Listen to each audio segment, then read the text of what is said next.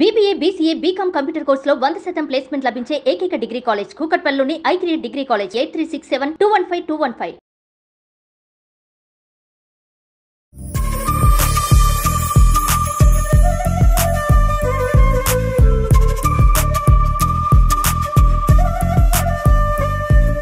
నమస్కారం. రకరకాల రోటి పచ్చళ్ళు చేసుకుంటున్నాం. కూరగాయలతో పచ్చళ్ళల్లో దొండకాయలు పరమ బోరండి. దొండకాయలు బింబి బుద్ధినాశిని అని చెప్తారు. అంటే ఏమిటి? బింబి అంటే దొండకాయ. ఇది బుద్ధిని పాడు చేస్తుందట.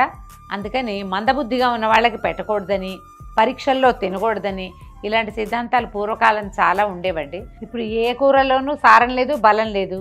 కాబట్టి అంత భయపడకుండా అప్పుడప్పుడు దొండకాయ తినేయచ్చండి, ఏం పర్వాలేదు. కానీ రాత్రిపూట తింటే మాత్రం ఒంటికి బద్ధకం చేస్తుందని, పొద్దున్నే మెలకు రాదని చెప్తారు. పగటిపూట హ్యాపీగా తినేయచ్చు. దొండకాయ ఫ్రై చేసుకుంటాం, దొండకాయ మసాలా కూర చేసుకుంటాం, గ్రేవీ కూరలు బాగుంటాయి.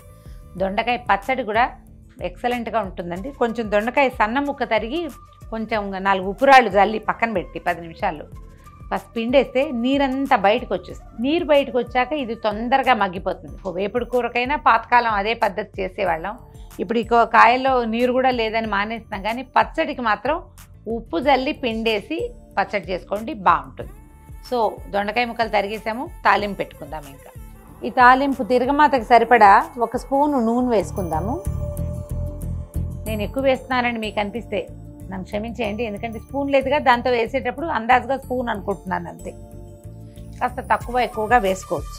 మామూలు జనరల్ ఏ పచ్చడిలోనూ నేను శనగపప్పు తాలింపు వేయనండి. శనగపప్పు చాలా తక్కువ వాడతాం. కొన్ని ప్రత్యేకమైన కూరల్లోకి మాత్రమే శనగపప్పు. కానీ ఈ దొండకాయ, క్యాబేజీ ఈ 2 పచ్చళ్ళకి శనగపప్పు వేస్తే బాగుంటుంది. ఊరికే శాస్త్రానికి చూడండి, 2 మెంతి గింజలు వేయకపోతే ఏదో కుదరదు అనిపిస్తుంది. కొద్దిగా మెంతులు వేగాక 1 స్పూన్ ఆవాలు వేద్దాము.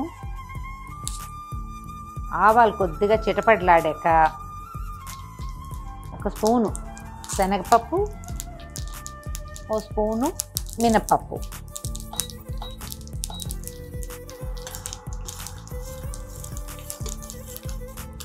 మనం తీసుకున్న కాయలను బట్టి 1/4 కిలో దొండకాయలు ఉన్నాయనుకోండి, 10-12 ఎండుమిర్చి వేసుకుని 5-6 పచ్చిమిర్చి కూడా వేస్తే పచ్చడి మరీ టంగుగా కాకుండా కొద్దిగా వదులుగా వస్తుంది. పప్పులు, ఎండుమిర్చి వేగిపోయాక 5-6 పచ్చిమిర్చి కూడా వేద్దాము. ఇందులో మీరు వెల్లుల్లిపాయలు వేయదలుచుకుంటే ఇంగు వేయద్దు.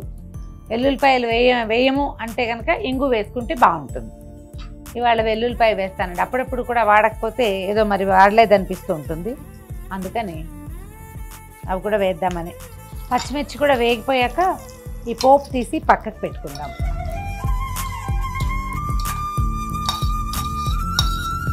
మళ్ళీ కొంచెం నూనె వేసి, దొండకాయకి కొంచెం నూనె ఎక్కువే పడుతుందండి, ముక్కలు మగ్గవు. లేకపోతే మామూలు కంటే బీరకాయ, టమాటా వాటికంటే దొండకాయ కొంచెం నూనె ఎక్కువ పడుతుంది. ఇవి ఉప్పు వేసి బాగా పిండేసి పక్కన పెట్టుకున్న ముక్కల్ని ఇందులో వేసేద్దాం. కొద్దిగా పసుపు, ఉప్పు ఆల్రెడీ కొంత ఉంటుంది కదా, అంత ఎక్కువ వేయద్దు.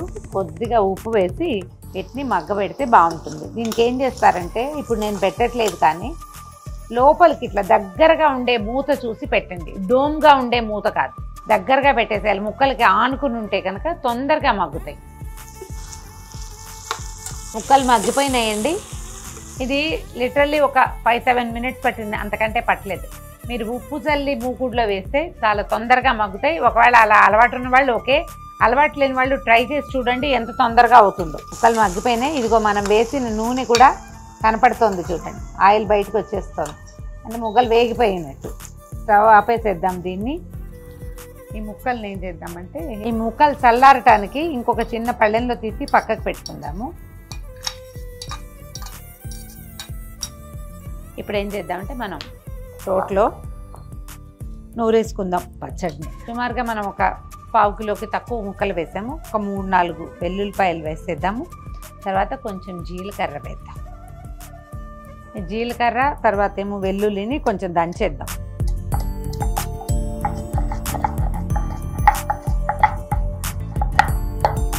కొద్దిగా చింతపండు కడిగి పెట్టుకోవాలి పక్కన. దీన్ని నానబెట్టాలన్న ఇదేం లేదు, ఇందులో వేసి నూరేస్తే పచ్చడిలో కలిసిపోతుంది బాగా. తర్వాత ఈ పోపుని మనం పక్కన పెట్టుకున్నాం కదా, దీన్ని దంచేద్దాం.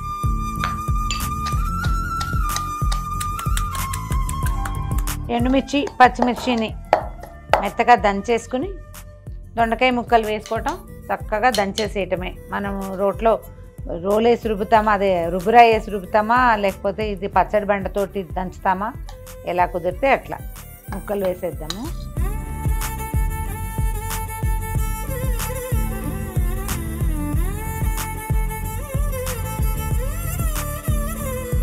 కొంచెం కొత్తిమీర కూడా తుంచి ఇందులో వేసేసుకొని రుబ్బేస్తే ఏకంగా మొత్తం కలిసిపోతుంది.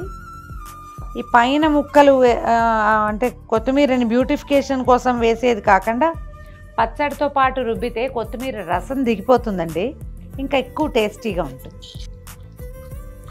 మనం ఈ రోళ్లలో రుబ్బేటప్పుడు ఇది మనం ఏం చేసినా సరే అతి స్మూత్ పేస్ట్ లాగా అవదండి, ఎందుకంటే అన్ని వేరు పదార్థాలు కదా, కొంచెం కచ్చకచ్చగా ఉంటుంది, అంటే బరకగా ఉంటుంది. ఈ బరక పచ్చడి ఎక్కువ రుచిగా ఉంటుంది. ముక్కలు కొద్దిగా పంటికి తగులుతాయి, చాలు ఇంకా తీసేసేయచ్చు. స్మూత్గానే అయింది. తడి తగలకుండా, తడి స్పూన్లు పెట్టకుండా చింతపండు వేడి నీళ్ళతోటి కడిగితే ఈ పచ్చడి 2-3 రోజులు నిలవ ఉంటుందండి, బాగుంటుంది. ఉప్పు సరిపోయిందో లేదో చూసుకుని రోట్లో ఉండగానే కనుక రుచి చూసుకుంటే ఈవెన్గా కలిసిపోతుంది. రుచి చూసుకుని లేదా ఎవరికైనా చూపించి దీంట్లో ఉప్పు సరిచేయండి. తర్వాత పచ్చడి మొత్తాన్ని తీసి ఏదైనా పొడి గిన్నెలో పెట్టేసుకోండి. సింపుల్ పచ్చడి. సింపులా అంటే సింపులేనండి, అంత పెద్ద పనేం కాదు, ఈజీగా అయిపోతుంది. దొండకాయ పచ్చడి విత్ వెల్లుల్లిపాయలు. దీంట్లో టమాటాలు అవి వేస్తే పెద్ద రుచిగా ఉండదండి, ఇలాగే చేసుకుంటే బాగుంటుంది. పూర్తి ఎండుమిర్చితోటి లేదా పూర్తి పచ్చిమిర్చితోటి, 2 కాదు చెరి సగం వేసుకుని విత్ వెల్లుల్లి వితౌట్ వెల్లుల్లి తేపకు ఒక రకంగా కనుక చేస్తే కొంచెం కొత్తగా ఉంటుంది. ప్రతిసారి అన్నంలోకి చాలా బాగుంటుందండి. ఇంకా ఎండల్లోనే ఉన్నాం, వర్షాకాలం వచ్చాక వానాకాలము మంచి వేడివేడి అన్నంలో నెయ్యో పప్పు నూనె వేసుకుని దొండకాయ పచ్చడి కలుపుకోండి. ఈ బింబి బుద్ధినాశిని అని చెప్పాం కదా, అది అసలు మర్చిపోతాం, మన బుద్ధిలోంచే వెళ్ళిపోతుంది. ట్రై చేసి చూడండి.